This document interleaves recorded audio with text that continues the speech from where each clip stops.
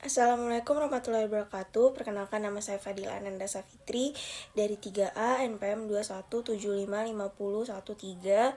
Saya di sini akan mempresentasikan tentang standar akuntansi keuangan. Perkembangan standar akuntansi keuangan. Standar akuntansi di Indonesia mengalami perubahan dan perkembangan sesuai dengan perkembangan dunia, bisnis global, peraturan yang berlaku, dan lain-lain. Standar akuntansi keuangan yang berlaku di Indonesia antara lain PSAK IFRS, SAK ETAP, PSAK Syariah, SAP, dan SAK EMKM. Standar akuntansi keuangan di Indonesia telah dimulai pada saat zaman penjajahan tahun 1602 sampai dengan 1799. Saat zaman kolonial telah dilakukan pencatatan sederhana. Pada tahun 1800 sampai dengan 1942, saat zaman penjajahan Belanda telah dilakukan pencatatan debit dan kredit. Tahun 1942 sampai 1945, pencatatan tetap menggunakan debit kredit dan belum terdapat banyak perubahan dalam pencatatan akuntansi. Sedangkan pada tahun 1945 sampai dengan sekarang dilakukan harmonisasi terhadap standar keuangan, salah satunya harmonisasi pada standar IFRS. Pada tahun 1973 dibentuknya Panitia Penghimpunan Bahan-bahan Struktur GAAP dan GAAS, yang selanjutnya pada tahun 1974 dibentuk Komite Prinsip Akuntansi Indonesia yang bertugas menyusun dan mengembangkan standar akuntansi keuangan. Pada tahun 1994, Komite PAI diubah menjadi Komite Standar Akuntansi Keuangan yang kemudian pada tahun 1998 berubah menjadi Dewan Standar Akuntansi Keuangan. Tahun 2012 mencatat suatu momen penting, di mana pada tahun ini dilakukan pengimplementasi PSAK berbasis IFRS di Indonesia.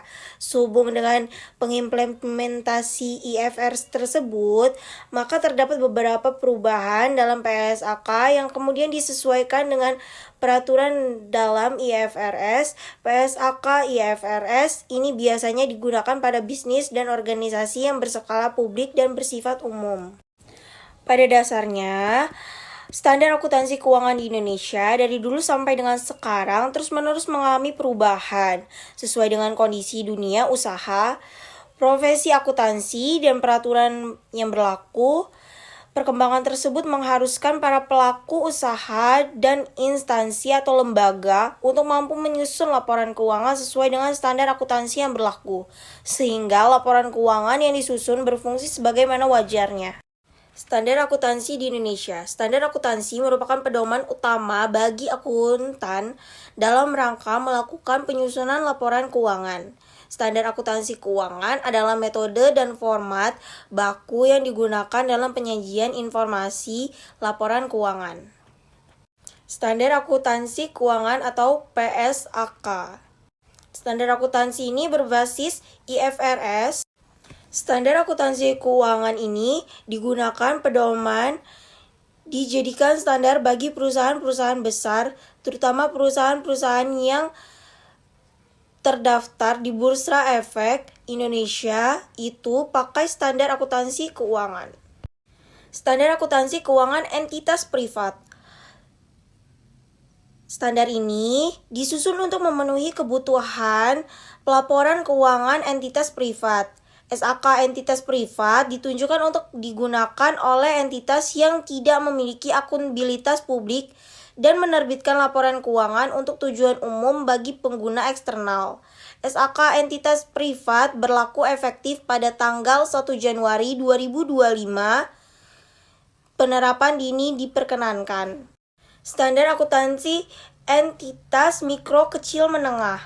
SAK EMKM merupakan standar akuntansi keuangan yang berdiri sendiri yang dapat digunakan oleh entitas yang memenuhi definisi entitas tanpa akuntabilitas publik yang signifikan. SAK EMKM merupakan standar yang dibuat sederhana karena mengatur transaksi umum yang dilakukan oleh EMKM dan dasar pengukurannya murni menggunakan biaya historis sehingga EMKM cukup mencatat aset dan liabilitas sebesar biaya perolehannya. SAK EMKM berlaku efektif pada 1 Januari 2018 dan penerapan dini diperkenankan. Standar akuntansi syariah mengatur transaksi syariah, pelaporan organisasi syariah ditetapkan bersama dengan PSAK atau SAK ETAP atau EMKM tergantung entitasnya. Standar akuntansi pemerintahan itu sendiri merupakan prinsip-prinsip akuntansi yang ditetapkan dalam tindak penyusunan dan penyajian laporan keuangan pemerintahan. Laporan bisa berupa laporan keuangan pemerintahan pusat dan laporan keuangan pemerintahan daerah. Laporan keuangan. Laporan keuangan adalah laporan yang berisi pencatatan uang dan transaksi yang terjadi dalam bisnis, baik transaksi pembelian maupun penjualan, dan transaksi lainnya yang memiliki nilai ekonomi dan moneter. Laporan keuangan sendiri disusun untuk memenuhi sebagai besar pemakaian. Laporan keuangan juga disusun berdasarkan standar akuntansi keuangan. Laporan keuangan dihasilkan dari sistem akuntansi yang dikembangkan oleh entitas. Standar akuntansi keuangan dalam kerangka konseptual. Kerangka konseptual sendiri adalah kaitan atau hubungan antara konsep satu dengan konsep yang lainnya dari masalah yang ingin diteliti. Pernyataan standar akuntansi keuangan PSAK 74 kontrak asuransi, PSAK 73 sewa, interpretasi standar akuntansi keuangan, ISAK 35 penyajian laporan keuangan entitas berorientasi non-laba, ISAK 16 konsensi jasa generator, Bulletin teknis, Bultek 11 revaluasi aset tetap, Bultek 12 akuntansi transaksi repo syariah, Bultek 10 penerapan anuitas dalam murabahan, Bultek 10 transisi ISAK 27, Bultek 9 penerapan metode anuitas dalam murabahan, standar selain PSAK, SAK syariah, SAK ETAP diganti dengan SAK entitas privat, SAK EMKM. Sekian dari saya, mohon maaf bila ada salah kata atau penyampaian. Kepada Allah saya mohon ampun. Wabillahi taufiq wal hidayah. Wassalamualaikum warahmatullahi wabarakatuh.